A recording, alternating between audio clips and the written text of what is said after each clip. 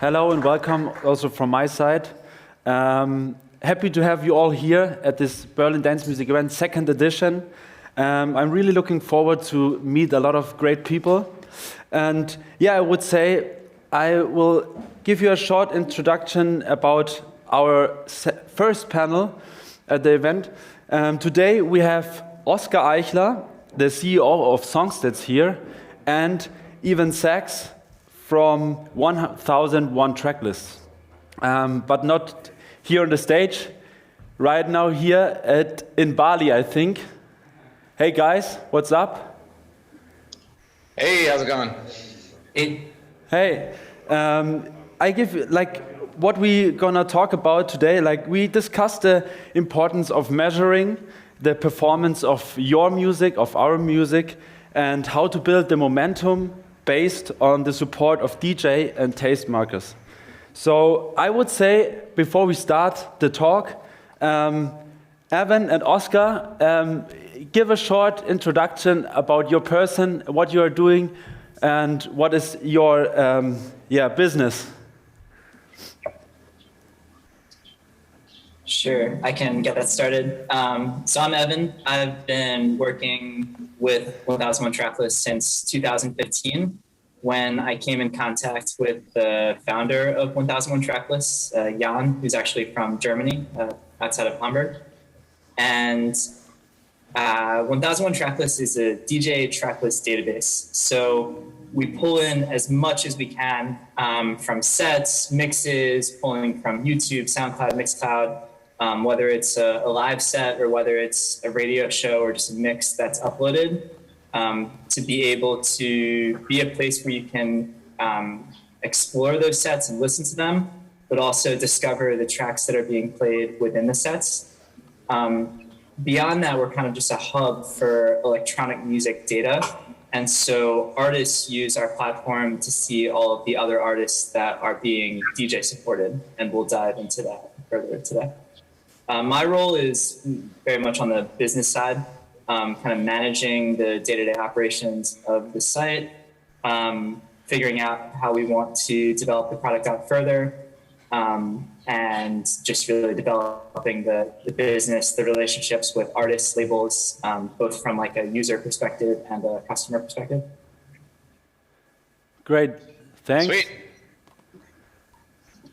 Yeah, I will connect right there. I'm Oskar. I'm from Songstats. Songstats is a music data analytics platform we launched about 5 years ago, or started, and it was a sub-branch of 1001 Tracklists actually, that now rebranded as Songstats. And it's a mobile app and a desktop dashboard that you can visit to collect all of your music data. And that includes all of the streaming services like Spotify, Apple Music, Deezer, and then the more electronic websites like Beatport, TrackSource, 1001 Tracklist. And all encompassing, we currently are tracking 13 different DSPs, and you get notified right away when you enter new charts, when you get playlisted, when you get featured by a store, and can share these notifications right away on the mobile app, for example, to your Instagram story, so that you can kind of build momentum and keep growing. And today we're going to talk more about how you can utilize these tools, 1001 Tracklist and Songstats, do more effective DJ promo and get your music out there so that you can grow your career. Great, nice to have you here.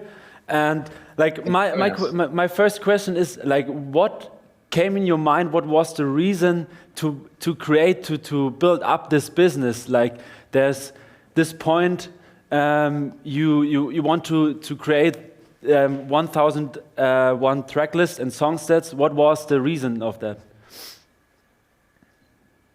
Sure, I guess we'll start with 1001 Tracklist as that came first. So back in 2009 is when the idea originated for Jan.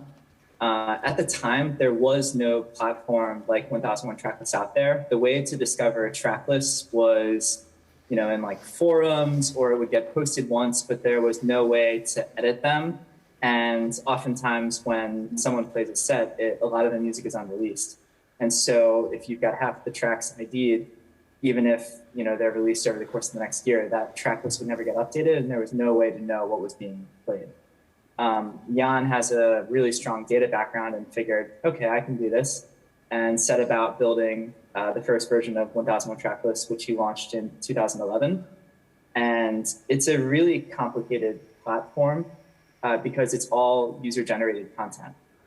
We don't rely on like automation or fingerprinting, largely for the reason that I just said. Like a lot of the music is unreleased, so if you try to use a fingerprinting tool, it's not going to be perfectly comprehensive. And one of the unique things about 1001 Tracklist is the user base that we have, and just we've got these devoted super fans, as well as lots of artists and industry professionals who take it upon themselves to do their own track listing. And because of that, we're able to cover a massive span of all of electronic music to have the content on the site that we do.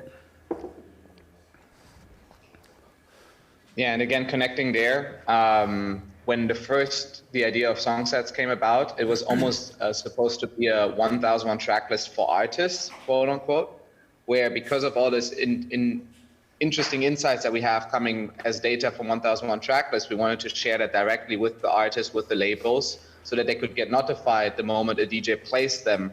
Let's say David Guetta supports your track at Tomorrowland. That's like a huge milestone that if you know about it, you can maybe crop the set from YouTube and try to post that on your socials. So people should know about it. So that was kind of what we did with the very first iteration, and saw that we could do more. There could be more data there. And so we did some research on what else is on the market and how can we be unique.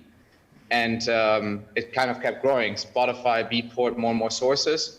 So then with Songstats now, it's kind of all encompassing. So any platform that is relevant and like internationally right now, we track, and it's very personal. So it's you as an artist, it's your data that you can track, and now we even have the ability, for example, for you to connect your Spotify for artists, your Apple Music for artists, your Deezer Backstage, now renamed as Deezer for creators actually, so that everything is in one place and you don't need to spend hours every day refreshing the Beatport charts and checking if you are inside. Now you just get notified about your current position, so you save a lot of time and never miss anything, right? Cool, nice, thanks. And like my second question is like, why is DJ support an increasingly important metric nowadays? Like, why is this so important for DJs and artists? Yes, so DJ support is a really interesting metric that's unique to electronic music, and it's become so important because you essentially have all of these DJs who are tastemakers. You can think of them as like a playlist curator, but kind of more important in that they're playing your music around the world or in radio shows that are syndicated. And if you're getting played by other artists, it's an important indicator of the success of the track, but you're also reaching different fan bases, whether that's through radio or through a mix that's uploaded or through being played at a club or a festival. And so with DJ support, normally you have tracks that are being promoted before they're actually released. And so if you have a track that's being played by artists and it's doing really well in the promo phase, that's an indication that the track is going to have future success, and that the artist is also kind of, as a whole, going to have future success if they're generating that support from their artist peers. With everything that's happened in the last 2 years, there's so many more radio shows and streaming and artists that are putting content out there. And so there's more volume than ever that's actually out there. And so if you're having the success through DJ support, even 2 years prior it was important, but now it's kind of a different landscape with the effect that the pandemic has had on everything.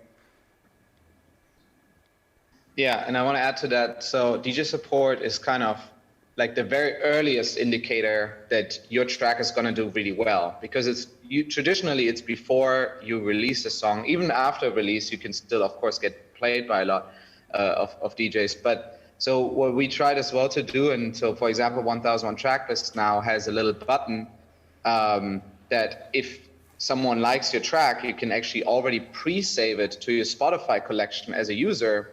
If you like that track, even before it's ID'd, even before anyone knows who that track is by. So what we're doing by that is that we're kind of closing this like gap between, okay, this was supported by a DJ, and this will actively result in more streams on your Spotify.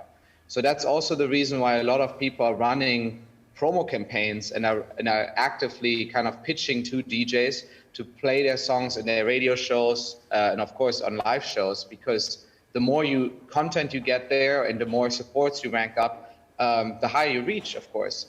As DJs are tastemakers, traditionally always were, and obviously they are not biased. You know, they're not going to play tracks that they don't like. So it's the more supports you have, the better, and it's also a great way of getting in touch with these people. So, for example, if a bigger artist supports you, it's great to reach out and maybe ask if you could work on a remix for them, or if there's room for collaboration, right? So it's definitely, there's a lot of ways why DJ supports can be interesting. And like if we using like as an artist your platforms 1001 Tracklist and Songstats, how can I measure my success? Where are the essential points for me as an artist to see, okay, it works what I'm doing? Yeah, so I think before you even get to the measurement part of it, it's important to just understand why you would want to use 1001 Tracklists from like a content uploading perspective. And it's great for your brand as a whole just to be putting content on 1001 Tracklists and the exposure that provides, both for people able to listen to your content and interact with it that way, but also for other artists to see that your track listing on 1001, whether that's through a radio show or a club set or whatever you're uploading. The more that you're doing that, the more interested people are going to be in you and possibly getting you to play their music. It creates what we call a two-way street, where you're obviously interested in getting your music played by other artists, but if you're uploading content on the site, then they're going to be interested in you and the value that can provide in turn. In terms of using the site, one of the unique things about 1001 is that each track gets mapped to all of the track lists that it's in.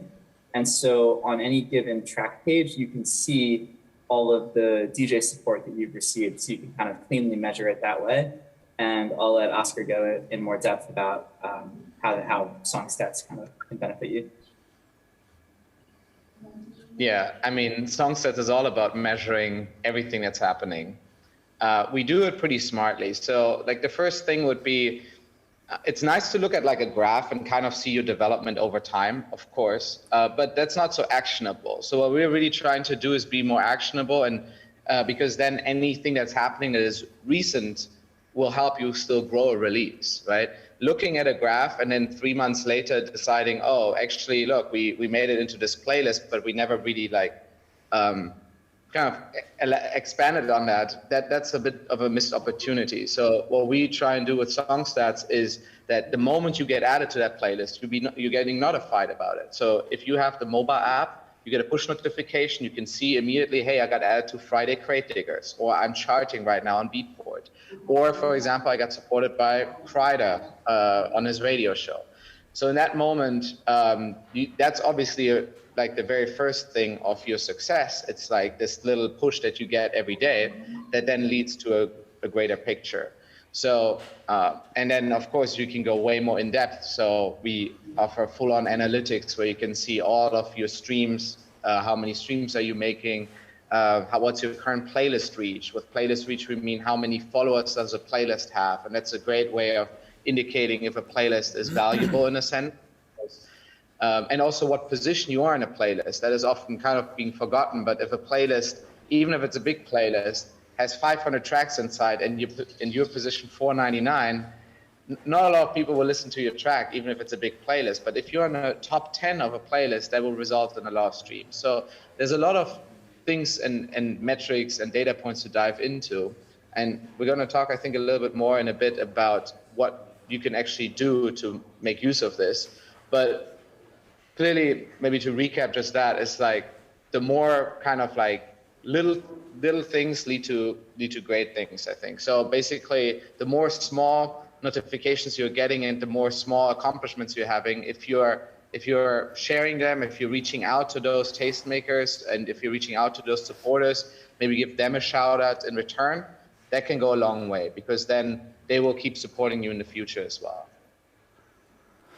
Nice. And what do you thinking, like, for an artist, is it easy to use your platforms and to get starting using 1001 Tracklist and Songstats, or do you need much time to be cool with these platforms?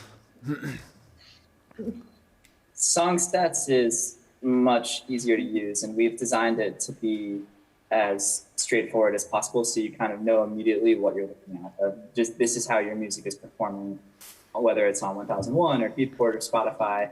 You can see that on an activity feed, which people are used to that concept. And then from there, click on any track and see how it's performing across platforms. To use 1001 and to see what is happening is fairly easy and straightforward and makes sense.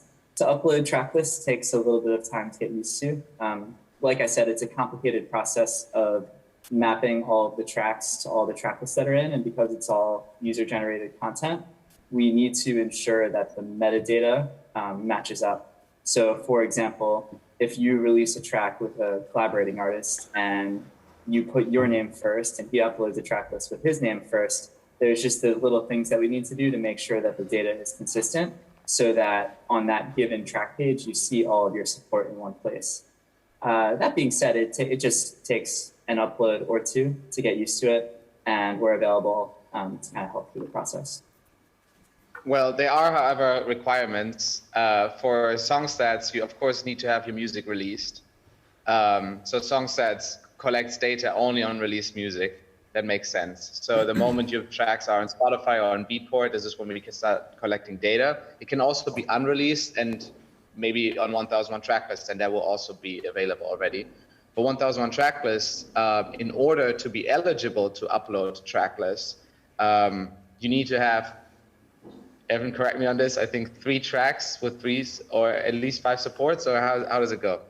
You know better. You need to have 3 tracks in the database, so tracks that have been DJ supported and support by at least 3 different DJs, or you need minimum 1 track with support from at least 10 different DJs. And so that ensures just kind of a bit of a filter, so that the content that's on the site is coming from artists who have been supported enough to ensure relevancy with everything that's on there.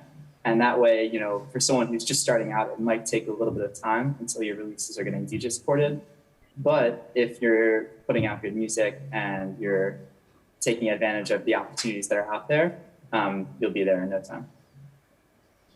Yeah, so the idea here is that you need to be a producer pretty much to be able to upload Tracklist to 1001 Tracklist. And otherwise we would be swamped by sets from resident DJs, from bedroom DJs, and they are not so relevant, or they don't have the same reach as global radio shows and international touring DJs. And that's what we that's the clients that should be uploading on 1001 Tracklist. So if you're a producer, get your music out there first, get it supported by DJs in order to be able to be eligible to upload your own tracklist on 1001. Another important reason for why we do that is the charts on 1001 Tracklists are pretty important for seeing what's trending, which new tracks are maybe going to pop off, and just what are the top tracks from the last month or 2 months. And it's important for us to make sure that we have that filter for those charts to make sure that the charts are as valuable as possible across the board. There are some other platforms like yours here in the music business, so or just you are the must-have in the electronic music scene? For 1001 Tracklist, so there are other track listing platforms, but there aren't any other like community, like user-generated content platforms that have been able to figure out the way to map a given track to all of the track lists that it's in. And also a lot of those platforms, I mean, some of them literally just copy and paste from our site, but they don't have the edit capabilities and the user base to be able to go in over time and either make a correction, or if the track later gets released, to ID that. It's pretty incredible what we have just in terms of the really devoted user base.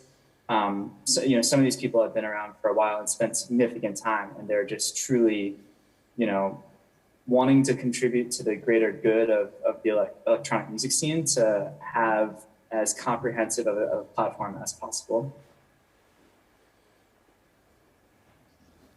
Yeah, and in terms of data analytics, there's certainly other platforms as well. In electronic music, we're definitely the most elaborate because we have proprietary data with 1001 Tracklist.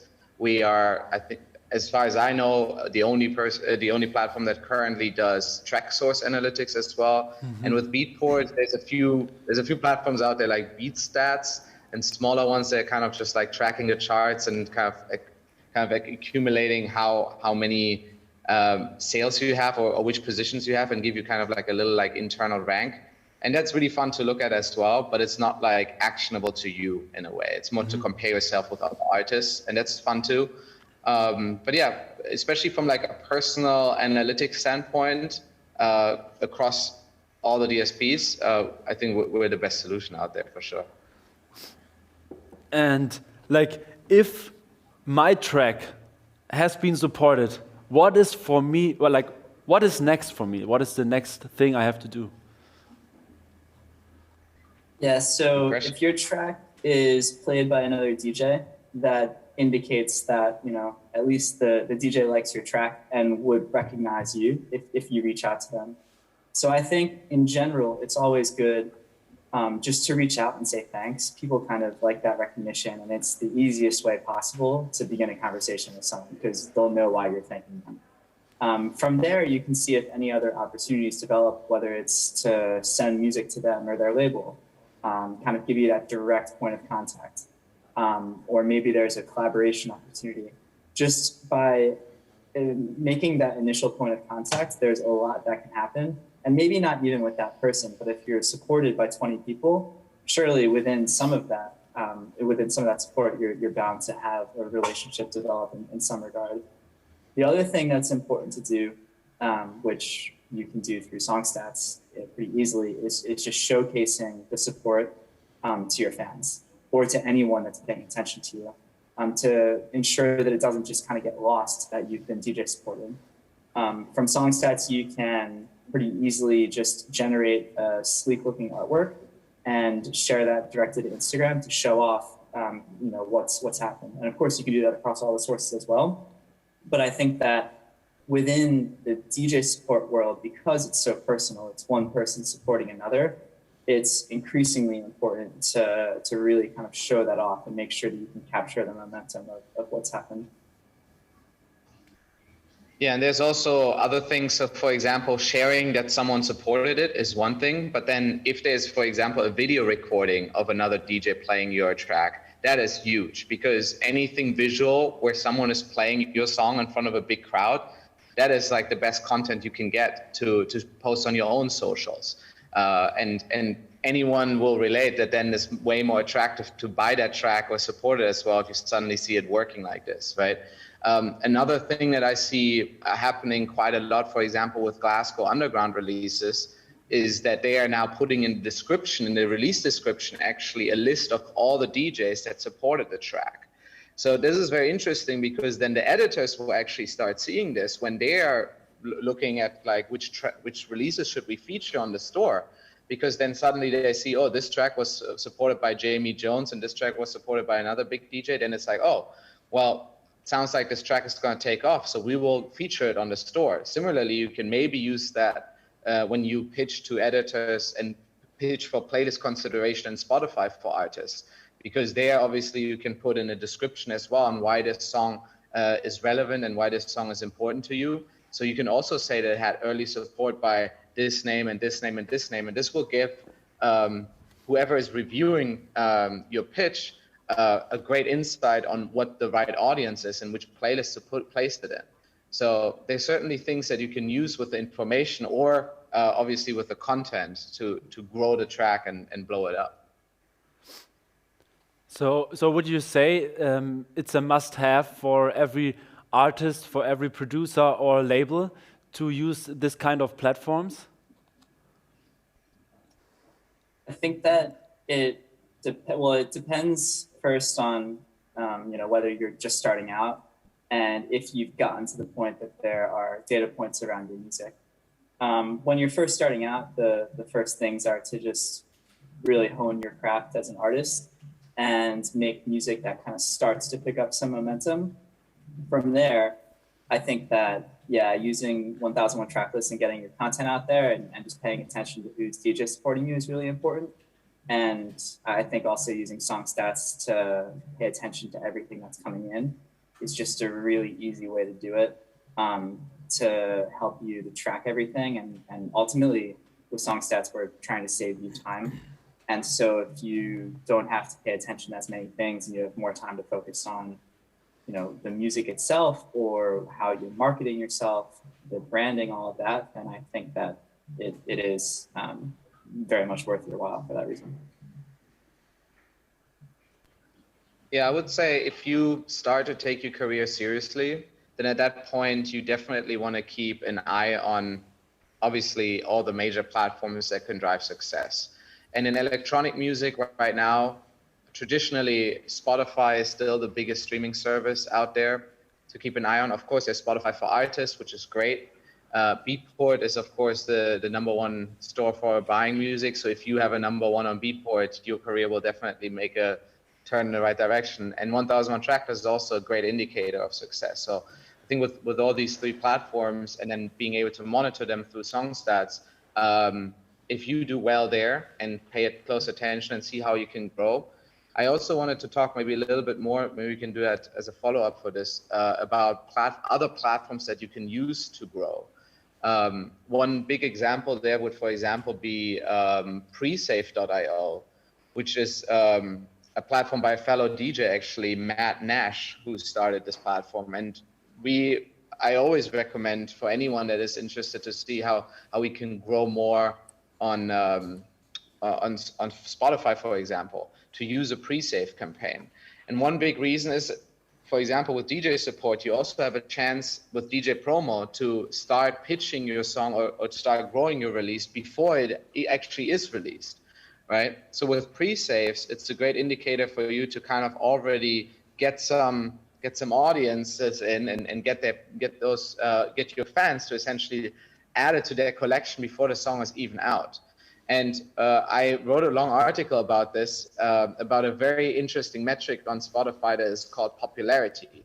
So popularity is actually like an index Spotify is using to rank any track or any artist from 0 to 100. And you can't really see this value, but with Songstats, we're actually tracking it. So then you can actually see how Spotify is currently evaluating your profile or your track. And this is super interesting because if you have, if you, for example, look at the Spotify algorithm, the higher your popularity, the more likely it will be for you to get playlisted in, let's say, personalized playlists. And a personalized playlist will ultimately result in the most streams over time. Having an editorial, let's differentiate here really quick between editorial and a personalized playlist. So an editorial playlist is a playlist where, let's say, Spotify's team is sitting there and hand cherry picking you, which is usually a pretty cool placing, but next week it will be replaced by another track usually, because these playlists are constantly being kept up to date.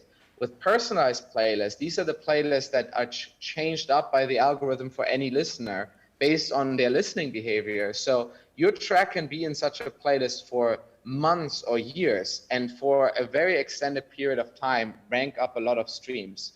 So in order to get into those personalized playlists, you will need to have a high popularity, because then Spotify's algorithm will consider you worthy, or kind of think like, okay, this audience is listening to tech house, and this track is doing really well. Let's throw it to a few people and see if they keep listening to the playlist, right? So it's very important that at the beginning of a release, the algorithm doesn't have any idea of how well it's going to perform. So you have a lot of chances to kind of influence it and push yourself up. And running, for example, a pre-save campaign has two great impacts on why that's important, because then immediately on release day, you have, let's say, 50 people saving it to their collection. So your popularity will spike, they will listen to the track. And then as a result of this, the algorithm will also have a better understanding of who your audience is and who your listeners are, and can recommend it to people with a similar taste. So if you give Spotify a little bit of information about who's listening to your track by, for example, running a pre-save campaign, then they will make sure that they put it in the recommendations of even more listeners. So that's the reason why I believe it's a great tool that you can utilize, and it doesn't cost much. And a lot of distributors are offering it for free now as well. There's a lot of platforms out there that do it. And just spend like 2 weeks ahead of release and really start pushing it, especially if you're not releasing so much music yet. Take every release very seriously and push it as hard as you can. Basically the weeks before and then the first week after the release are the most important. You talked about the pre-save campaign strategies, and what other tools or strategies you recommend for to run a successful promo campaign? Yeah, there's a lot of promo companies that are out there that will help you with DJ promo, and that can be everything from just DJ promo to also helping with getting your music played on like FM radio or satellite radio. These can be very regional based depending on the company that you're working with. And these can vary tremendously in the price. At the top is probably Woa Promo. They've had the most success on 1001 Tracklists in terms of the support that they've been getting. We at 1001 Tracklists just started doing DJ promo ourselves. We've been building our list for a while. And we have a lot of connections, within our relationships with artists, and we're focusing on keeping the volume kind of low, only doing max 2 tracks per week, and making sure that the tracks are really high quality for the promo campaigns that we're doing. So that's the paid promo side of it. But also it's important for you yourself to do the networking, to build your own list, to figure out effective ways to message people, to not overdo it and not bother people, but to kind of strike the right balance with how you network yourself and your music. It's even if you're running DJ promo campaigns through a company, it's still important that you tap into your own personal contacts to get them the track and try to get it out there as far as you can make it go. Yeah, and then I would add to that a lot of promo has shifted from just being traditional emails, because emails are quite annoying if you get a lot of them, to using platforms. So one of the leaders in DJ promo for sure, or promo in general right now, is InFlight. So if you have a budget, and I think running a singular campaign with InFlight costs maybe around £25, which is about 30 euros, you can start building up your own InFlight list as well for you or your own label or you as an artist, and just connect with and invite the email addresses of artists. And that's usually much more convenient to those that receive them, because they can go through all the promos they're receiving in one dashboard instead of opening every email individually. Some have an attachment, some have a SoundCloud link, some have a Dropbox link, some links are broken. It's usually right now InFlight seems to be becoming the leader in any DJ promo. So I would recommend using that or having a look at it. And then, of course, you can use smart links. That is smart if you want to have just one link in your bio, for example, and link to different streaming services or download stores. What else are cool tools to use?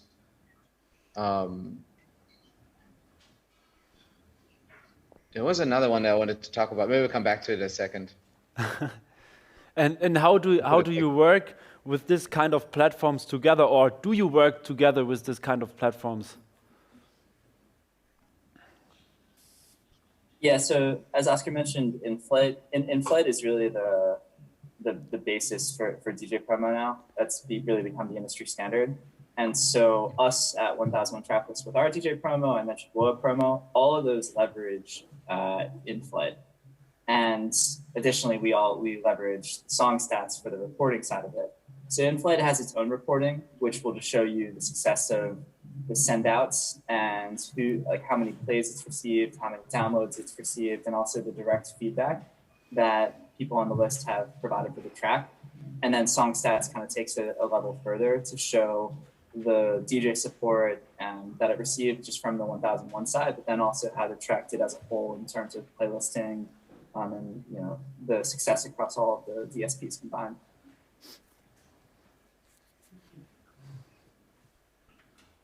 Yeah, and then from for example, working with pre-save platforms, there's unfortunately the way that pre-save platforms work is that they don't have like an API that we could leverage in terms of like collecting data on how many pre-saves there were.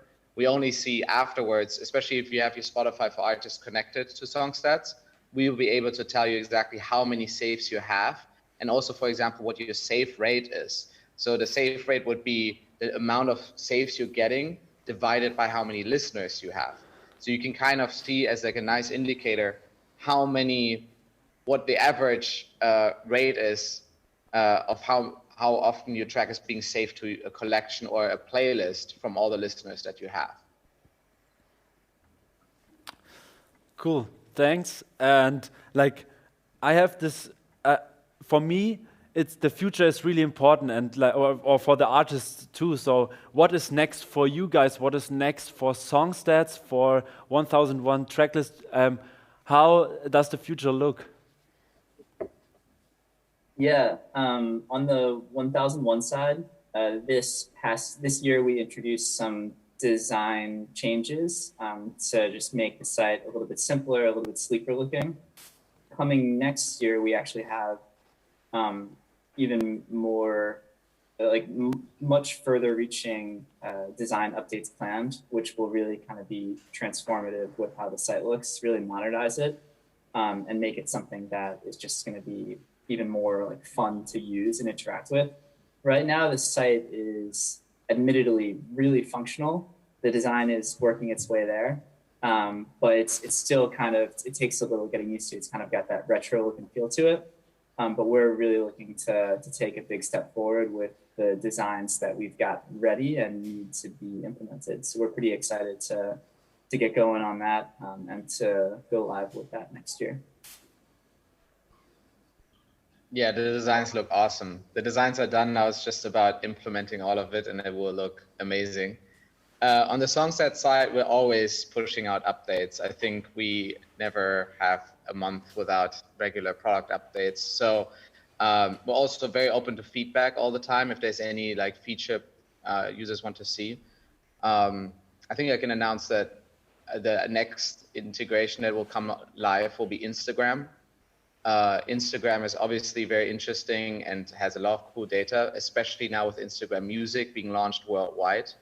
So we already have a TikTok integration, which is interesting as well, because then you can see which influencers are using your music and how many videos were created, for example, on TikTok using your songs, and then also who are the biggest creators using your music. And this is also interesting data because this is pretty much free content that you can share on your own socials. I think not so many people realize this, but if like some kids on TikTok are using your song and make a challenge out of it, or are making some viral video, you can post that on your own Instagram and ask people to submit their videos, and suddenly your song keeps growing and growing naturally.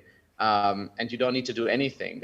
There's a reason why a lot of people are saying that TikTok is kind of like a new platform to kick off for music discovery, especially. And Instagram obviously wants a piece of the cake here And with Instagram Reels now launched a huge new way for your songs to be featured in Instagram Stories and Instagram Reels.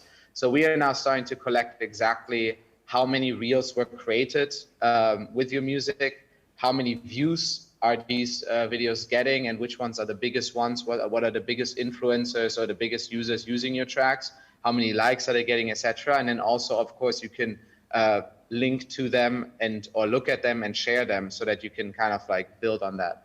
So that is coming next for Songstats. And then, of course, there's a lot of other updates always coming. So, yeah. You talked about TikTok. What do you thinking?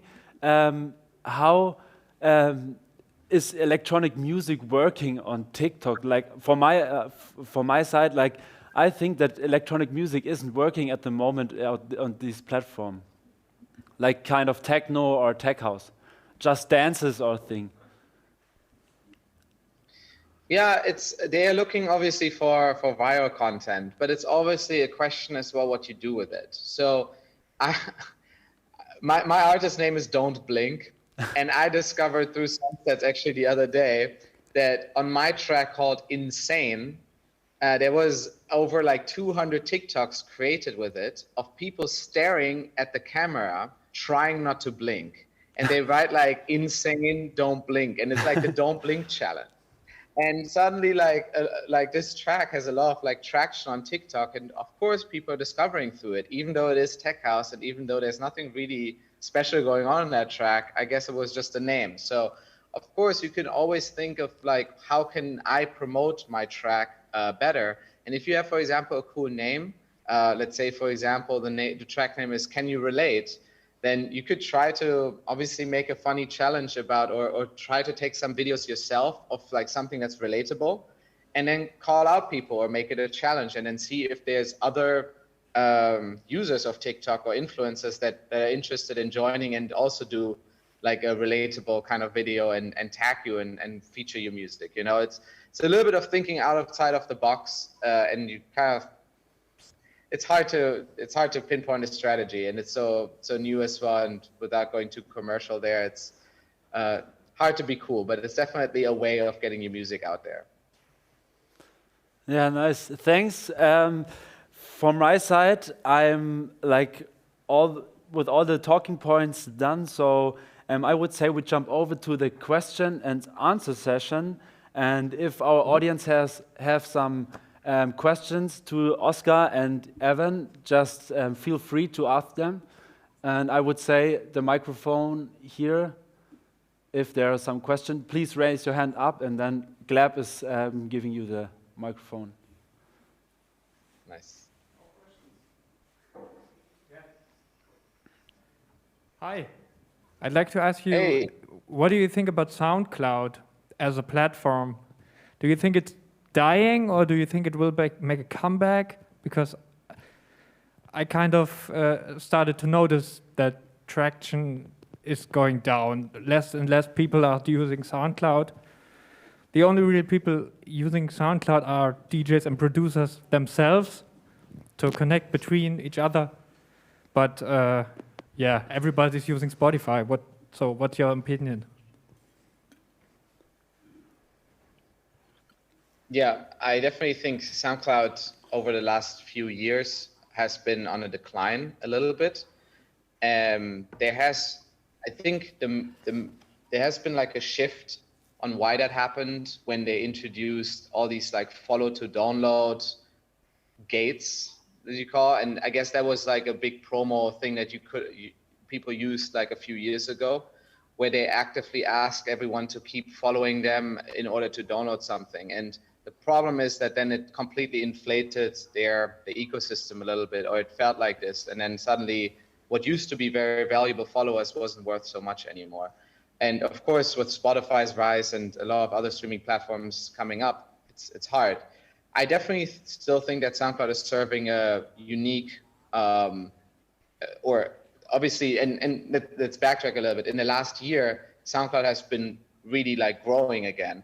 So I think recently it's becoming more and more important again, and especially it has this like unique position in the industry where you still, for example, can get feedback from people that can leave comments.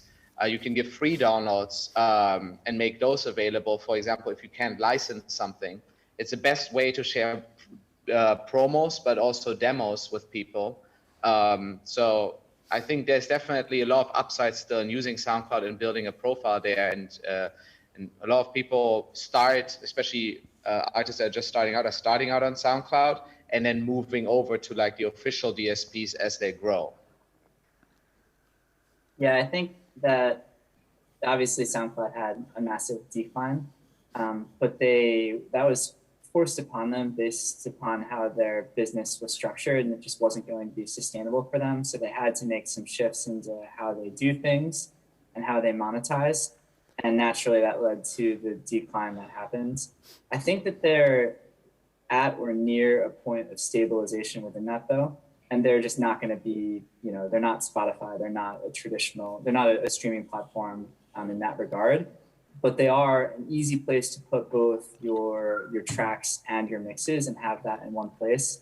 And sure, some people do use Mixcloud, some people use YouTube for that.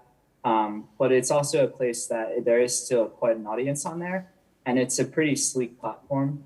So it's something that if you decide to pay whatever it costs to have your pro account there, then it's pretty worth it. Just as a place of generating listenership, and there are plenty of people still taking advantage of that. One more question? Yeah, there. Thank you. Welcome. Hi.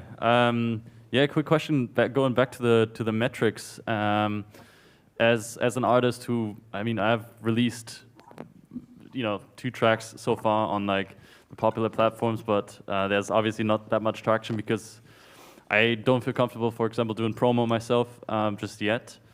But like thinking, ahead, mid and long term, next 2-3 years, what do you think are the most important stats or metrics that I can, or starting artists can keep in mind, keep on track of, and just keep in mind in order to position themselves the best way and grow. Mm-hmm. I would say if you just are starting out right now, you're just starting releasing music, look for labels which are like the perfect fit for you as an artist, and maybe which are still up and coming. And you can look at their stats, for example, as well. Sometimes it's not just about your own stats, but it's also looking at like what they are doing. So for instance, if you find a label and that label is part of the Beatport Hype program, that can help you significantly because it's hard to compete as an emerging artist amongst like the top 100 overall artists. So if a label has hype, it's so much easier to get in the hype charts and therefore be seen, and then you can be discovered by more people, right? So definitely choose, for example, a label that has hype, and then you can even check there how often do they get featured. Like let's say out of their last like 10 releases, 6 got featured by Beatport. That's a high chance that when you have your release there, like that your track also is being featured. So that's already like an interesting metric that you can use to then say, okay, like let's try to do a release with them, even though maybe they're not this like top label that you're seeking out to release on one day, but you got to get there, So I think that's like an interesting point to look at as well, or that's a different angle to look at the data. And that ultimately makes the case for signing your music with a label versus self-releasing it, which is its own topic of conversation. But then by doing that, you had mentioned you don't want to do your own DJ promo. So if you sign with a label, then you've got a label and a team that's advocating for you, which is a much stronger selling point to someone totally random if it's not coming from you self-promoting yourself, but you have like advocates in the label and other people that are kind of championing you and your music. Cool. Yeah, and then maybe as well to just elaborate on that, on like actual metrics that are interesting. Of course, streaming numbers will always be interesting. I think as I went on a little bit of an explainer about Spotify popularity, but that's also very interesting. People are just looking for that. Monthly listeners is like the most dominant number, of course, on Spotify that people are looking for every time they visit a profile. So I don't know. I definitely think if you focus on the Beatport charts a little bit, setting yourself the goal of always having one track in the charts, kind of keeping a steady release schedule. And then even if it's not like in the top 10, of course, even if it's just in there, that means your name will be seen. If any of the A&R scrolls through the list, you know, they will notice you, you know, because that's also a thing. It's also dependent on the type of music that you're making, whether it's more commercial or more underground, and then relatedly, the audience that you're going for. Are you going for the DJs, in which case, you know, you'd be want to focus on 1001 and Beatport, or is it something where you're going for as much reach within just kind of a broader fan base as possible, in which case you'd be focused on streaming, and you should probably within that focus almost exclusively on Spotify starting out. Yeah, very elaborate. Thank you so much. Really helpful. Nice. Hey, so you mentioned earlier to keep track of what's happening on Beatport. Are there any websites, you know, I know like there's BP Top Tracker and Beat Stats. I think there's one other one that I know of, but are there any websites that you might know that that you can recommend for keeping track of what labels are doing or what artists are doing and what their stats are on Beatport and stuff like that? Well, of course, Songstats. Yeah, I haven't visited BP Top Tracker in a while, but I don't think that they did such a great job with it. BeatStats is interesting because they do their own ranking system where if you're number 1, they give you 100 points. If you are number 100, they give you 1 point. And so essentially you can rank up points over time, and then you can compare yourself with other artists or within a genre or other labels. So that is very interesting because you can kind of like use that as like almost like as a measurement of how well you are doing in the entire Beatport ecosystem. It's not like a perfect measurement, of course, because it doesn't actually take in consideration the sales and stuff. Oh, yeah, one interesting point that I learned from John Summit, actually, I think, is that I think you can buy your own track 3 times on Beatport and make it count. You just need to change the audio format. So if you go and buy it yourself from MP3, you can also buy it one more time as WAV, and you can buy it one more time as AI. And it counts 3 times. I'm not telling you to do it, but I'm just telling you it would work. Well, thank you for that tip. You're welcome. One more. So I think we're done with the Q&A session. So I would say I will wrap it up now. And thank you very much for joining us, Oskar and Evan. And thank you for coming. See you next time, hopefully next year. And hopefully here in Berlin, like do a personal talk or something.